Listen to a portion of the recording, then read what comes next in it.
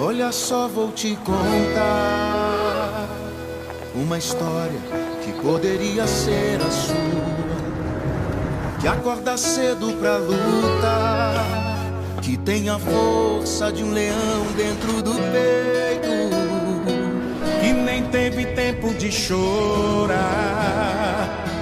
porque tinha na mão a vontade de vencer, porque tinha o sonho de transformar a vida de quem mais precisa.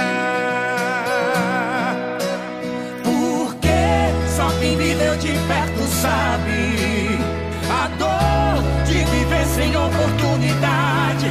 É preciso coragem pra viver. Coragem. É preciso lembrar.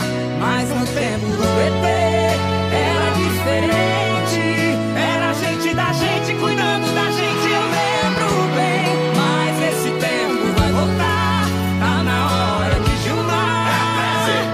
Tá tudo bem se tentar lutar. Ei, é 13 Gilmar. É meu prefeito.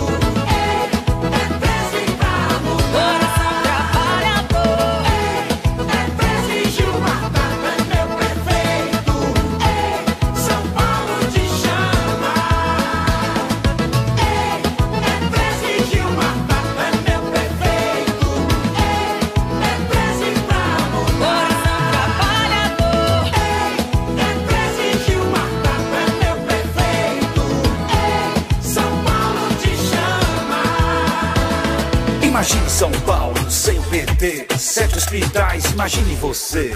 Bilhete único, céu, ciclovia, Unicel pra melhorar o dia. Faixa de ônibus, ruas abertas, passe de estudante, rede hora certa. Tudo isso é PT. Gilmar Tato 13. Gilmar conhece São Paulo como ninguém. Cresceu politicamente resolvendo problemas. E olha que não foram pequenos os problemas que ele resolveu.